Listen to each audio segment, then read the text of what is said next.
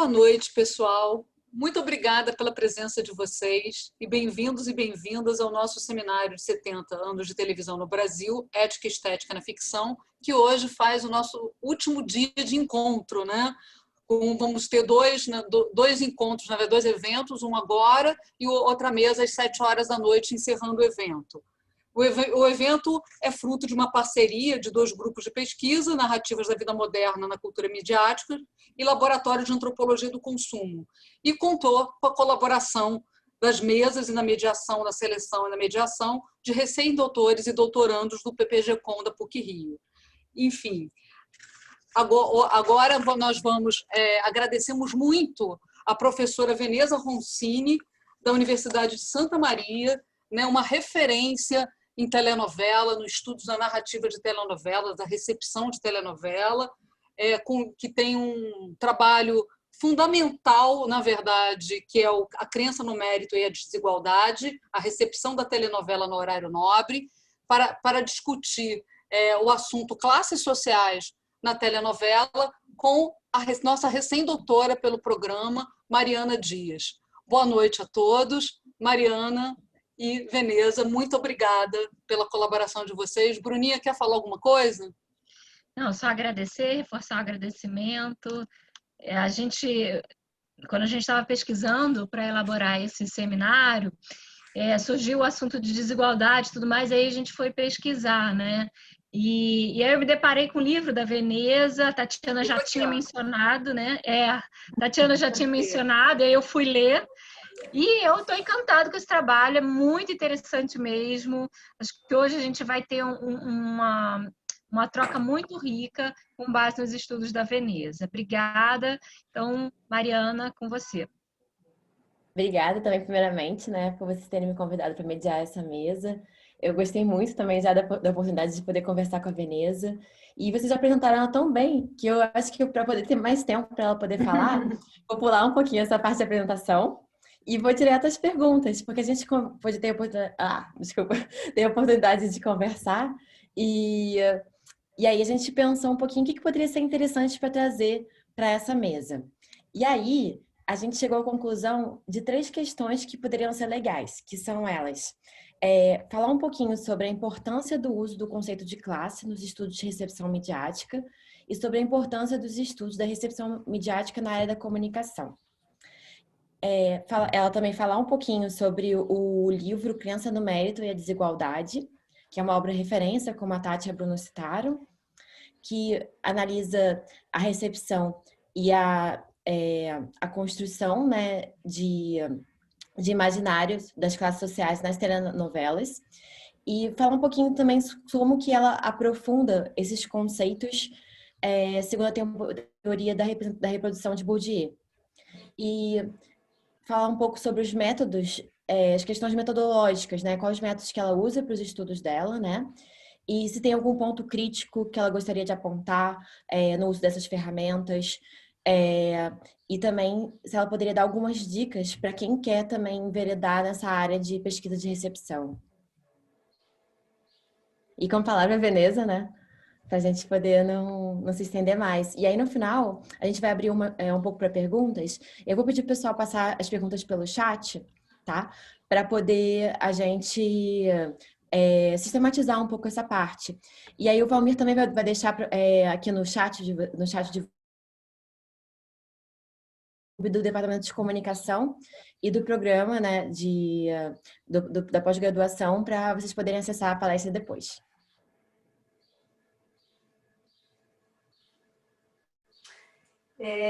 O que eu estou realmente muito grata por essa possibilidade de interlocução.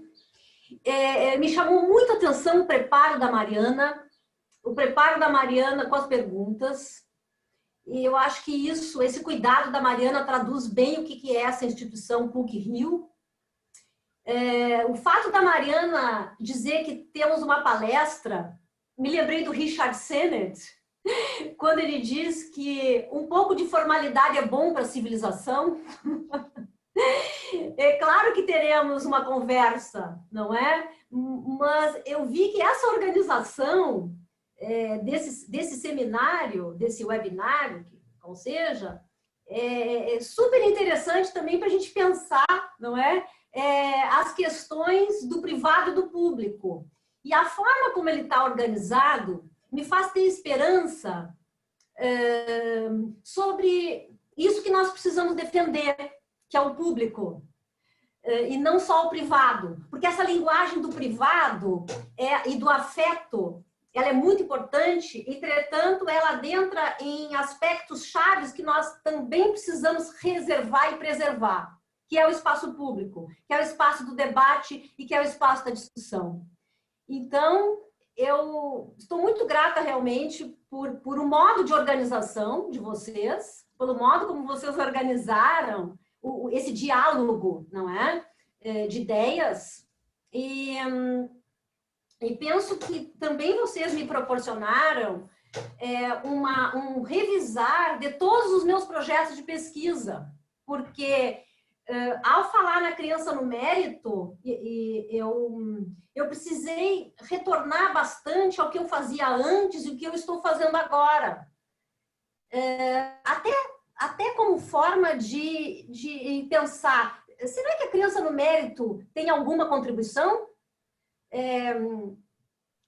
E achei algumas contribuições na criança no mérito, né? Apesar de eu gostar de outros livros meus, eu gosto mais de Mercadores, eu gosto mais de Entre a Capela e a Caixa de Abelhas. E a criança no mérito foi tão difícil de fazer, eu fiquei tão cansada, demorou tanto tempo, né? Os outros também demoraram, claro, porque quando se fala de estudos críticos de recepção e consumo da mídia, se fala de pesquisas longas, né? De pesquisa de campo muito longa. Então, de fato, falar da criança no mérito também me fez olhar para o livro de uma outra maneira, mais generosa, que eu acho que vocês estão sendo também generosas com o livro. E eu acho importante a generosidade, né? Que um livro sempre vai ter problemas, né? E acho que ele tem problemas também, né? Mas eu vou tentar ressaltar os méritos do livro, tá? Então, eu começaria dizendo assim que o que tem de comum, né, nessas pesquisas, realmente, incluindo a criança no mérito, é essa preocupação de pensar essas identidades de classe, né? Isto é, como as diferenças e as desigualdades elas são vividas pela audiência, isto é, como elas são representadas e como elas são incorporadas na experiência. Por experiência, eu diria que nós podemos considerar a ação dos sujeitos humanos sobre si mesmos. Sendo que essa ação dos sujeitos humanos sobre si mesmos, para mim, não é simplesmente a experiência do privado, como diz Castells, né? Determinada por identidades culturais desses sujeitos em relação aos seus ambientes naturais e culturais, mas é também a experiência pública, isto é, essa constituição do self e da identidade pessoal, a constituição da identidade coletiva e cultural é moldada pela organização do processo produtivo. E esse processo produtivo no capitalismo é controlado por uma elite econômica e política que decide sobre a propriedade dos bens e as posições que nós ocupamos no setor produtivo, assim como sobre como e por quem os bens produzidos serão distribuídos e consumidos. E eu gostaria de fazer uma referência a um poema do escritor, poeta, dramaturgo alemão Bertolt Brecht, num livro chamado Histórias do Sr. Kellner, onde ele fala sobre os tubarões, né? É um poema sobre os tubarões que, para mim, define a organização da experiência social no capitalismo. Para pensar a organização do mundo, para pensar os valores éticos e o poder no capitalismo. Me permitam apenas 2 trechos desse poema. Se os tubarões fossem homens. Para falar sobre o papel da mídia como encarregada de uma formação moral dos sujeitos. Então, diz o Brecht, Para que os peixes pequenos não ficassem tristonhos, eles dariam, cá e lá, uma festa aquática. Para os peixes alegres, pois os peixes alegres têm gosto melhor que os tristonhos.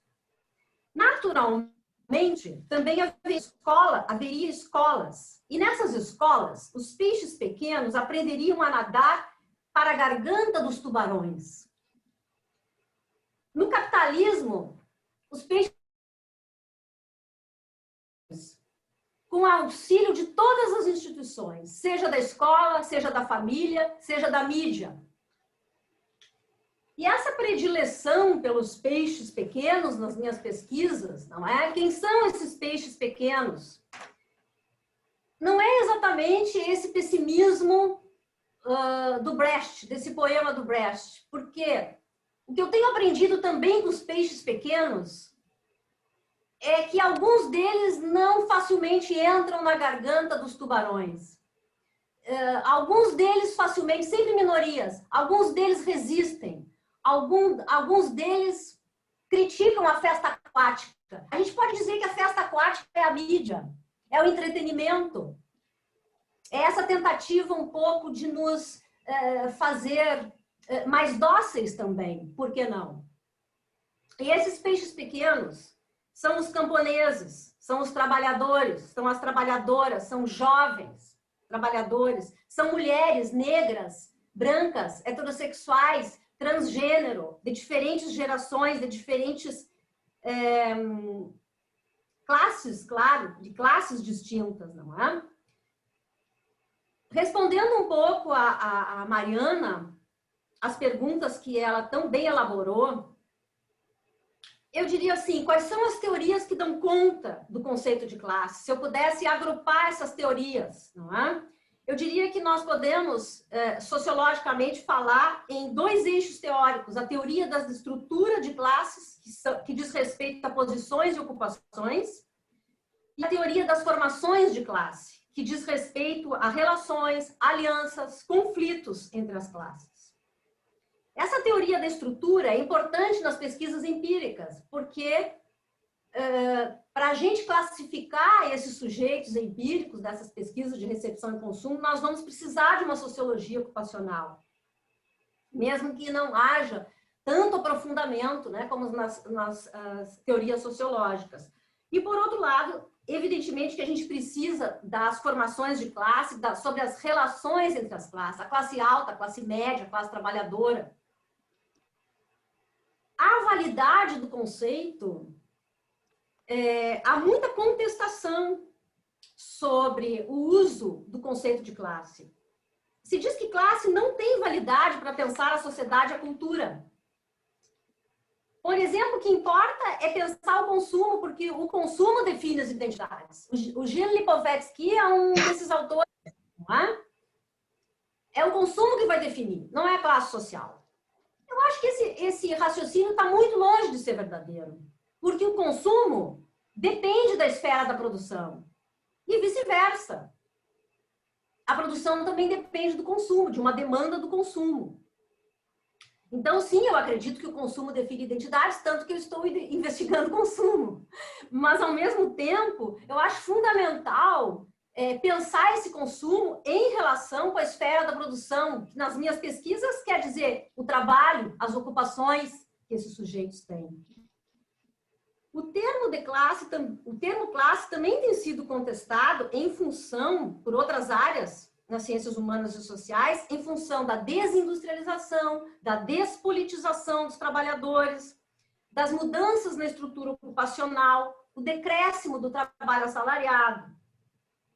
Eu diria que, sim, isso tudo é verdadeiro, mas o que interessa é que nós temos uma desestruturação do trabalho no capitalismo, que é imoral. As pessoas não têm mais onde trabalhar, as pessoas não têm mais garantias ao trabalho precário. Então, cada vez mais me parece que nós temos que pensar em classes sociais e não negar a existência das classes, mesmo que essas classes não estejam lutando politicamente como Marx pensou no século XIX, que a classe trabalhadora teria esse protagonismo nessa luta, né? E também defender que, junto com classe, você tem aí grupos étnicos, clivagens de gênero, de credo religioso, né? Você tem conflitos, né, que não se resumem à classe e que classe não esgota essas outras clivagens, que são também fundamentais para se pensar. O grande problema, eu já vou problematizar isso desde já, é que, de alguma maneira, para fazer a interseccionalidade de classe com outros conceitos e com outras categorias, nós precisamos teorizar. E é muito difícil teorizar sobre tudo isso. O que eu tenho feito é empiricamente abordar a questão étnica, mas eu não tenho uma profundidade teórica quando eu falo da questão étnico-racial, porque eu me dediquei a estudar gênero e classe. Não que eu não acho importante, eu acho, mas como dar conta disso, eu acho que é uma grande questão para todos nós, que inclusive defendemos que as lutas por reconhecimento não se resumem a lutas de classe ou baseadas em classe, né? Bom, dizendo então que classe social importa, é óbvio que nós estamos num dos países mais desiguais do mundo, né? Então, só dizer isso já diz bastante sobre a importância da classe, né? E, de outra maneira, a classe é o que define a organização da sociedade capitalista. A sociedade capitalista se organiza em classes. Então, eu creio que é mais um reforço para esse uso, né? Mas, enfim, para nós, no campo, o que interessa é como relaciona a classe com a recepção.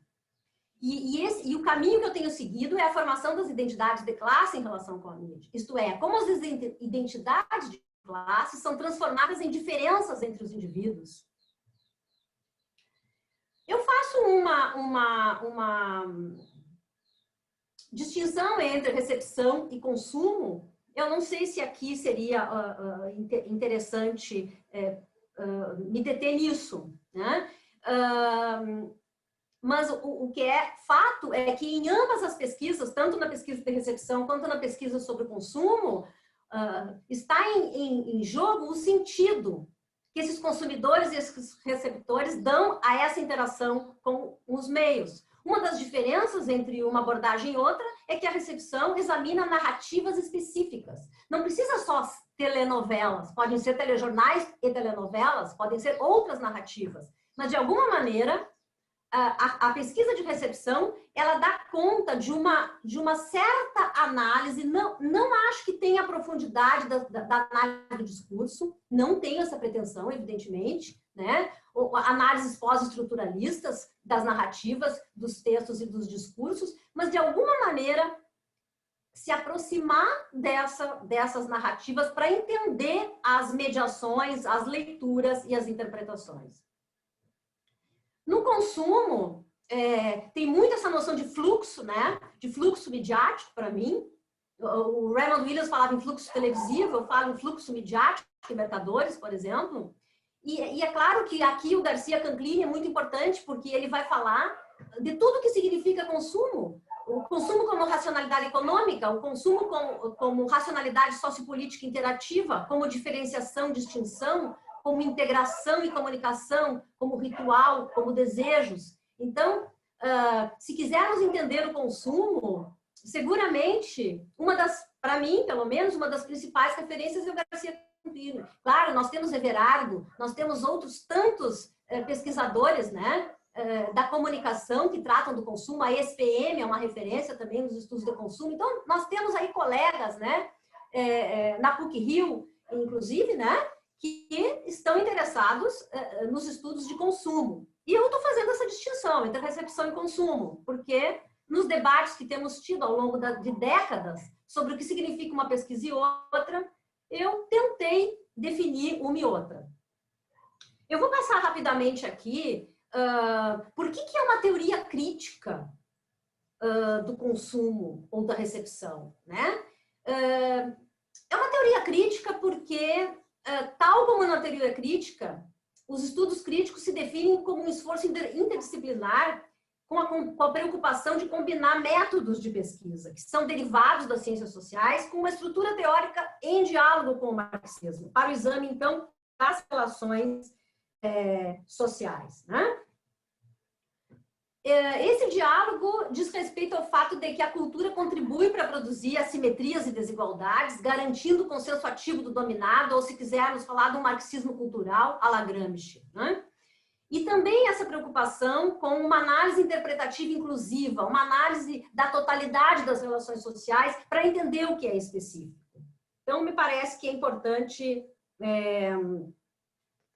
questionar, né, essa questão de receptor crítico. Mas o que significa ser crítico? Essa eu acho que é uma das grandes contribuições da crença no mérito.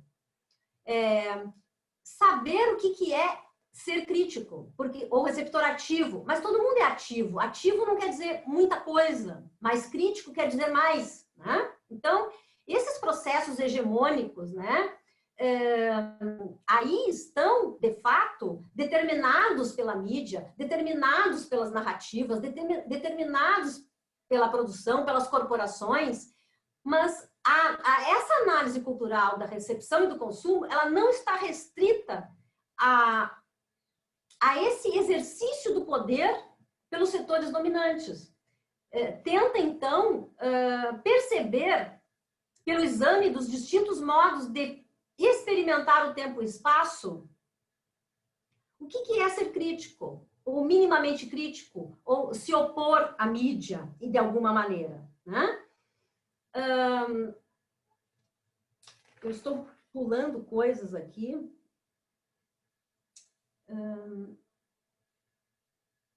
Então, falando da experiência, né? Eu me refiro aqui a alguns outros livros para falar da experiência, porque eu acho que esses exemplos de coisas que os próprios receptores falam para falar da televisão e do rádio, a capela, para lembrar como é que era o rádio, o formato do rádio, a capela que existia nas estradas rurais, o formato das capelas, e a caixa de abelhas, para falar da televisão, do zumbido da televisão, né? Dos televisores antigos, dos aparelhos de televisão. Como é importante, né, o trabalho, a religiosidade para os receptores para dar sentido a essa experiência com a mídia, né? E, por outro lado, lá em Mercadores, tem também um termo usado por um jovem do hip hop, um rapaz negro, que se referia aos gaúchos, né? Essa cultura, a cultura tradicional gaúcha em conflito e em relação com a cultura do hip hop, com uma cultura internacional popular, como diria Renato Ortiz. Então, ele faz uma comparação entre a roupa do samurai nos videogames, olha que interessante, e a roupa do gaúcho, a bombacha do gaúcho. Como que ele se aproxima do gaúcho? Ele não pode entrar em CTG, ele não tem dinheiro para entrar em CTG. O tempo e o espaço dele não combinam com aquele conservadorismo do CTG. Ele é jovem, mas ele já é pai de família. Ele é jovem, mas ele tem obrigações. Ele é um jovem e ele, ao mesmo tempo, é um adulto. É um adulto que tem responsabilidades com a família. Ele não vai aceitar aquelas regras do Centro de Tradições Gaúchas. Então, mesmo assim, ele admira o gaúcho. Ele admira o gaúcho. E como é que ele define o gaúcho? Como um samurai. Isto é, com aquilo que ele se identifica no videogame. Então, eu acho esse exemplo, assim, dessa etnografia fantástico para dizer como é que se dá sentido, como é que se ressignifica a cultura dominante e você se apropria dessa cultura dominante de um jeito absolutamente inesperado, né? Eu nunca imaginei comparar o gaúcho com o samurai, porque ele usa bombachas, né? Então, me parece que essa coisa da experiência, né, faz sentido, né, nas pesquisas. Acho que é o segundo tópico que a Mariana propôs para debate, a questão das metodologias. Eu acho que eu vou deixar a etnografia crítica da recepção, eu vou definir etnografia crítica da recepção, do consumo ou da audiência, porque para alguns autores esses termos são intercambiáveis, né? Quando se fazia pesquisa na década de 90, essa etnografia do consumo, essa etnografia da recepção estava muito restrita ao ambiente doméstico, ao consumo doméstico. Com a mobilidade, com a convergência, essa fronteira entre o público e o privado nos estudos de mídia, ela se torna ainda mais problemática, né? Mas para dizer assim para vocês que a etnografia, no caso dessas pesquisas que eu estou mencionando aqui, ela sempre foi complementada por entrevistas formais. Eu sempre tive necessidade de entrevistas formais para comparar um entrevistado com o outro, de uma maneira que eu pudesse chegar a conclusões sobre qual era realmente essa apropriação da mídia de maneira comparativa. Então, essa etnografia, por que ela é crítica? Como é que eu caracterizo essa etnografia? Como conhecimento construído a partir dessa descrição do contexto espacial e temporal, que determina a apropriação dos meios de comunicação, isto é, a apreensão do sentido possível que os autores dão às práticas sociais e culturais produzidas na relação com os meios de comunicação. E ela é crítica porque ela pretende revelar e compreender a reprodução social e não apenas a capacidade criativa das audiências em resistir à dominação. Mesmo antes, quando eu pouco usava Bourdieu, eu sempre me preocupei em não só abordar a resistência, né? Mas abordar a reprodução, obviamente, né? Porque é muito difícil acreditar que o capitalismo é um sistema democrático, né? É isso que nos querem fazer acreditar, né? Mas é um sistema que eu classificaria como imoral, né? Imoral porque impede a maioria das pessoas de ter acesso a trabalho digno, de ter acesso a bens de consumo que possam ser importantes para uma vida digna e etc. Né? Então, a reprodução, sim, a reprodução é fundamental nos estudos de etnografia crítica da recepção e consumo. Bom, mas por que eu não digo uma etnografia crítica do consumo da internet, agora que eu estou pesquisando a internet? Porque eu não me limito à internet. E eu não quero me limitar à internet, porque, em primeiro lugar, porque a internet me cansa. Eu tenho grande dificuldade de fazer pesquisa sobre a internet. Então, é uma limitação minha, realmente, porque nós passamos 8 horas no computador, né? E daí, quando eu quero contato com o entrevistado, eu quero esse contato presencial também, né? Então, é um interesse meu, realmente, né? E é como eu gosto de fazer pesquisa, né? E eu procuro preservar isso. Eu acho super importante, obviamente, né?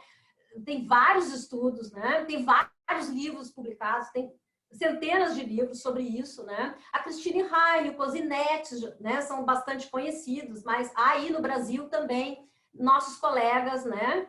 Raquel Requeiro, a Unicinos, enfim, muita gente investigando, né? A internet.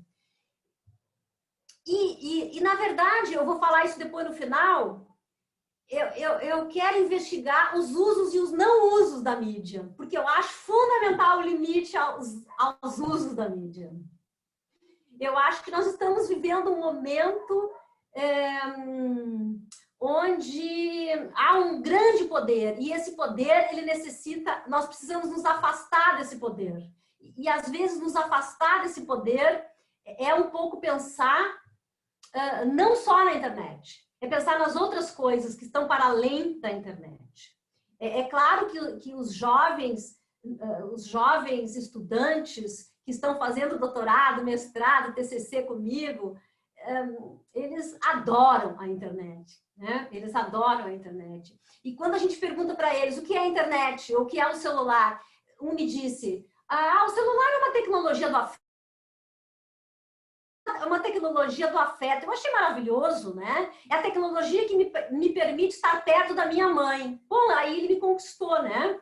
Quer dizer que há, sim, uma importância em todos os sentidos, né? Sobre essas novas tecnologias, né? Que não são tão novas assim, não é? Se a gente pegar a história social da mídia, nós vamos lá, década de 50, década de 60, quando se começa a falar em redes, né? Então, eu falo de uma etnografia crítica do consumo da internet, mas também falo de uma etnografia crítica do consumo midiático, né? Porque é também o consumo midiático, é também o consumo da internet, mas é o consumo de bens materiais. Roupa, comida, né? Computador, né?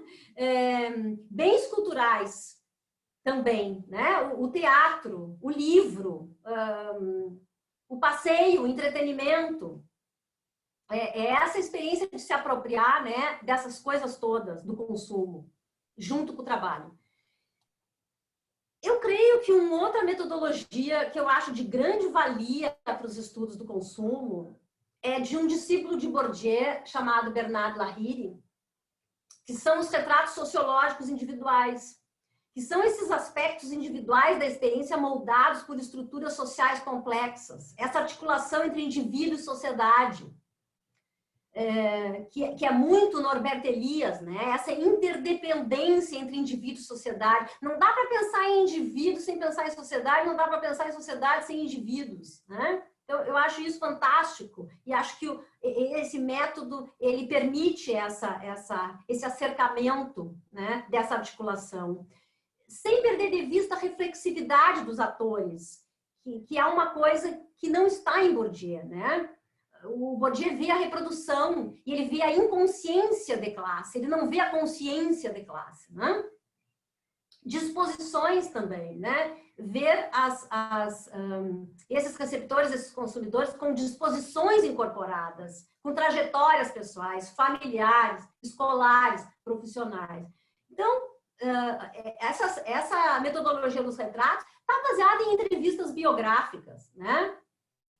Mas no campo da sociologia e não da história, né? Por isso, prefiro o termo retratos sociológicos individuais.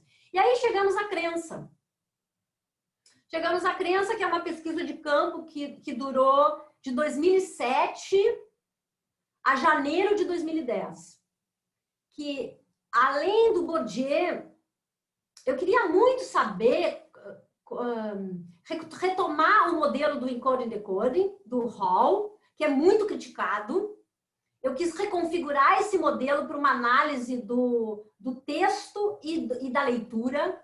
O Hall só propõe a análise da decodificação, ele pressupõe que o texto é dominante, hegemônico, né? Eu queria ver como é que funcionava o texto dentro dessas categorias do receptor crítico que eu queria descobrir ali, se existia mesmo, né? E o Gessé Souza, ele ajudou bastante quando eu descobri o livro dele sobre a modernidade periférica, sobre o mérito. Aí eu fui ver que ele estava teorizando sobre a ideologia do mérito. Então, me ajudou muito, né, o livro dele. Porque também ele mistura René com Bourdieu, com N autores, né? Então, o Gessé, de fato, tem uma leitura sobre a sociedade brasileira que é muito interessante. Mas aí, nesse livro, a gente assume que a mídia não representa só visões de mundo dominantes, né? E que as leituras podem conter elementos raros, que são raros, de oposição à ideologia dominante, que flexionam comportamentos cotidianos no sentido de uma resistência que permearia, então, modos de ser e de fazer. E as leituras negociadas são predominantes. O Hall diz isso, né? Sem dúvida, que as leituras opositivas, elas são próprias de pessoas que estão envolvidas em movimentos sociais, em ONGs, que estão lutando por algum tipo de mudança e de transformação social, né? E a leitura negociada é essa leitura que os consumidores fazem, né? A maioria deles vai fazer leitura negociada. Então, como eu disse, haviam textos, né? Que estavam sendo exibidos, novelas que estavam sendo exibidas no período da pesquisa, de 2007 a 2010. Nós consideramos todas elas, né? Ou a maioria delas, a novela das 8, né? Páginas da Vida, Paraíso Tropical, Duas Caras, A Favorita e Caminho das Índias. 5, né? Que foram predominantemente investigadas. Mas as receptoras têm um repertório fantástico, né? Sobre telenovelas, vão lembrar de telenovelas exibidas na década de 80, né? Muito mais antigas que essas que estavam sendo exibidas. Então, o que eu faço ao desconstruir o modelo da codificação e da decodificação? Eu tento saber o que é um discurso hegemônico, né? Em termos de classe e em termos das categorias de Bourdieu, né? Supondo que as categorias são dadas, né, pela cultura legítima, pela cultura dominante. Então, por exemplo, a classe dominante, o ascetismo, o racionalismo, a planificação, vai se contrapor à disposição hedonista e espontânea das outras classes. A inclinação individualista vai se contrapor à comunitarista, à hierárquica, à anti-hierárquica, à intelectual, à manual, à estética, à utilitária, à hipercorretiva, à hipocorretiva. E o que nós realmente vemos nas telenovelas, que eu acho que é muito interessante a partir dessas categorias, é que o estilo de vida popular é apresentado como espontâneo, como em contraposição ao competitivo mundo das classes altas. Ele é apresentado como utilitário, em contraposição ao estético. Ele é apresentado muitas vezes como rude, em contraposição ao elaborado. Ele é apresentado como barroco, em contraposição ao sóbrio. Desinteressado, em contraposição ao interessado. Emocional versus o racional. Por aí vai, né? Então, me parece realmente que ocorre essa codificação e, ao mesmo tempo, a televisão, o que ela faz, a televisão? Ela realça os indicadores de pertencimento de classe, não de uma forma tão dura como Bourdieu prevê, nessa separação entre a cultura culta e a cultura popular, mas como propriedades fluidas que migram de uma classe para outra. Então, é possível que a classe trabalhadora vá apresentar elementos também que são das classes altas, né? E o que a televisão faz? Ela oculta o princípio das divisões e hierarquias, né? De modo que se apazigue esse ímpeto dos homens de encarar sem ilusões a sua posição social e suas relações com outros homens. Como resultados, eu já estou finalizando, tá? A classe alta, ela se prende mais ao esforço do mérito do que a golpes de sorte, ao personalismo do que as demais, escondendo os privilégios da herança. A classe alta, como ela lê a telenovela, né? Como ela lê a desigualdade, como ela lê a pobreza, né? E como ela lê o mérito. Como ela usa a ideologia do mérito para justificar a sua própria posição. E essa mobilidade das posições de leitura revela, claro, um padrão comum para todos os entrevistados. Assimilação negociada ou preferencial da ideologia meritocrática. Só que a classe popular, ela aparece como mais crítica que as demais. E por quê? Em função do maior percentual de leituras negociadas e menor percentual de leituras preferenciais. Então, a classe popular, ela é mais crítica. Tem algumas coisas que podem explicar isso. O hábitos familiar é um deles, né? Ali na Crença no Mérito tem várias explicações, vamos dizer, de por que a classe trabalhadora é mais crítica em relação ao mérito, né? Os projetos mais recentes, né? Eles falam de identificação e desidentificação com indivíduos da mesma classe ou fração de classe. Porque eu percebi o quanto é complicado falar de consciência de classe, né? Junto com identidade. Eu não tenho resposta para isso. Mas eu tendo a pensar, né, que consciência é diferente de identidade, né? Tem lá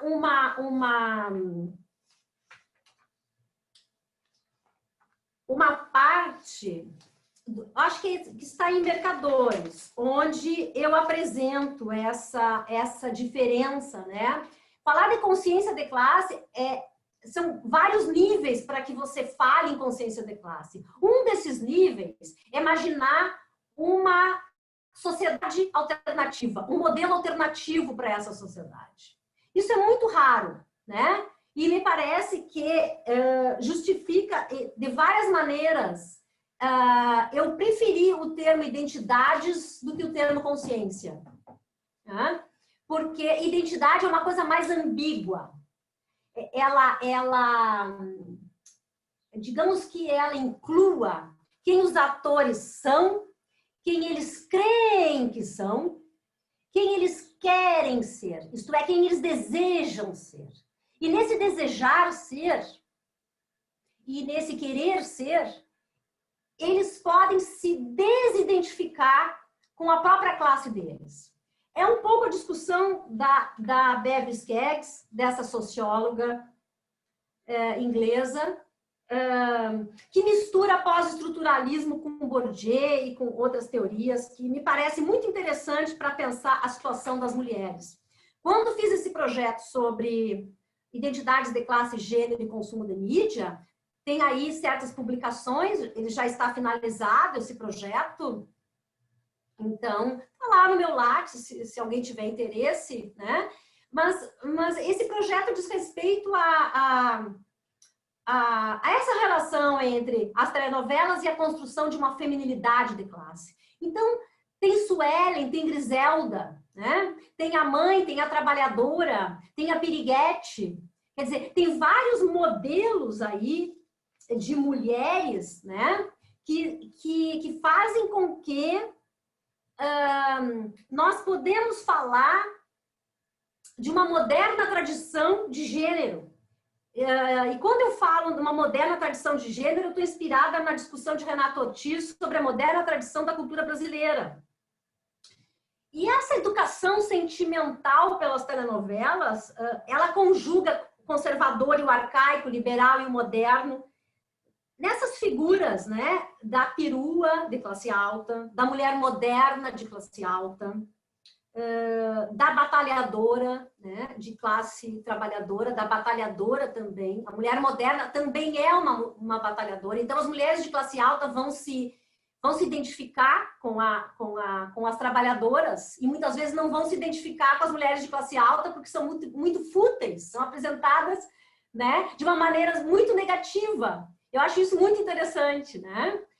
Que há possibilidade não só com as mulheres da própria classe, com as personagens que, eu diria, seriam, óbvio, né, uma identificação, mas com as demais, né, de outras classes. Esse repositório, então, sentimental e afetivo das telenovelas, né, ele permite construir essa moderna tradição, que é feita desses hibridismos, né, que traduzem um pouco a situação da mulher ainda hoje, me parece, né? Bom, e eu acho que a pergunta mais importante, né? Eu acho que o que essa pesquisa tem talvez de mais importante é tentar responder se o consumo da telenovela ele permite a valorização de capital simbólico de indivíduos com escasso capital econômico, social e cultural.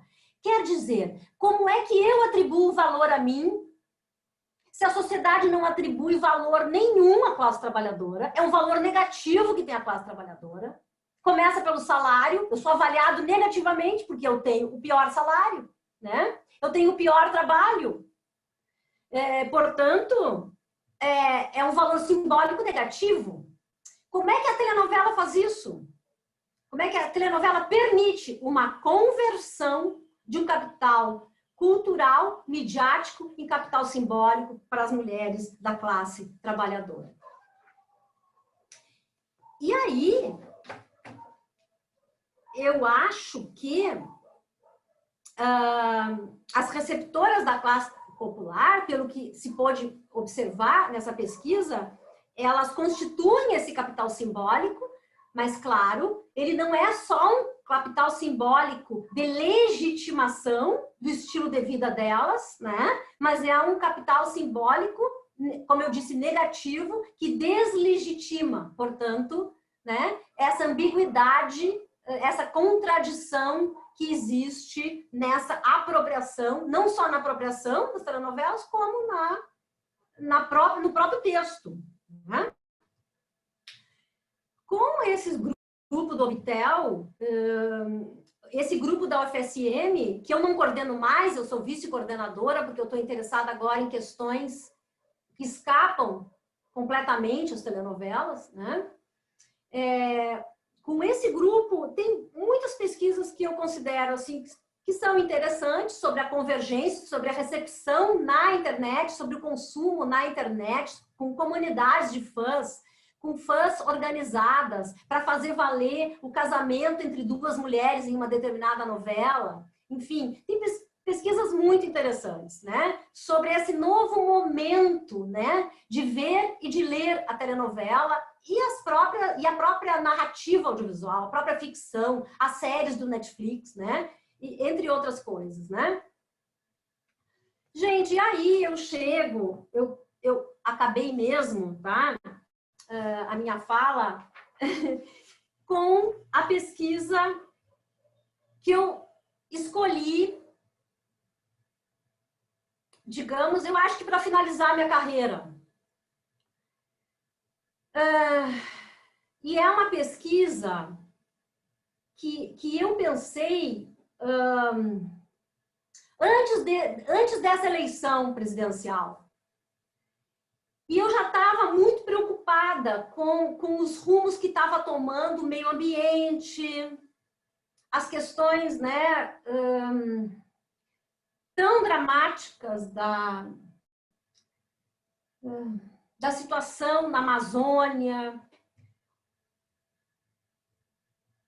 E eu resolvi fazer um projeto para o CNPq que é diferente de tudo o que eu fiz, mas em termos de objeto, né? Mas que é muito semelhante a todos os outros. Obviamente que eu não sou doida de abandonar tudo aquilo que eu estudei, né? Não dá, não é possível. Mas eu vou falar de identidades. Vou falar de estilos de vida. Mas eu vou falar das ecovilas, das comunidades intencionais. E dessa preocupação que eles têm com as tecnologias, mas o quanto eles dependem da internet. Então, aí, nós vemos a importância da internet hoje para esse sentido da vida em comum, a ponto deles dizerem, não existiriam comunidades intencionais se não existisse a internet. O modo como nós sobrevivemos nessas ecovilas, aqui é uma casa de adobe, né? Numa ecovila chamada Instituto Arca Verde, em São Francisco de Paula, no Rio Grande do Sul. Estima-se que haja 100 ecovilas, né? Mais de 100 ecovilas no Brasil. Os dados são muito confusos, não tem levantamento sobre isso, mas no mundo inteiro existem, né, essas comunidades intencionais. E agora eu estou interessada nas identidades de classe média. Mas por que, afinal, vou retomar o meu ponto de partida? Porque se eu gosto de peixes pequenos, por que é que eu vou investigar os peixes medianos? Porque a classe média está empobrecida. E nós temos que pensar também na classe média. Eu acho que nós temos que pensar na classe média. Em como ela está sobrevivendo, em como os jovens de classe média não têm onde trabalhar. E eu acho que isso está na raiz desse problema. E na raiz da solução também com as comunidades intencionais. Porque os jovens não estão mais satisfeitos com esse modo de trabalho. Tem jovens que abandonam as corporações ganhando muito bem e vão morar no campo e vão reativar uma chácara de um avô, de uma herança, para viver diferente. Porque estão pensando o mundo e a sociedade diferente. Eu preciso de esperança.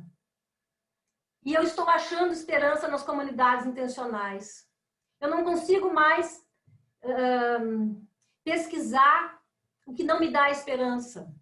Então, eu creio que é uma opção pela esperança também. Eu não sei se eu vou quebrar a cara, né, com essa pesquisa e dizer, não, mas olha, você está sendo um pouco otimista, né? Possivelmente, isso ocorra.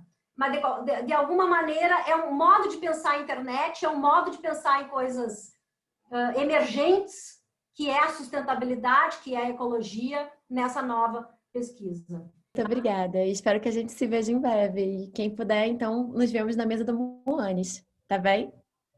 Tá Obrigada, bom. gente.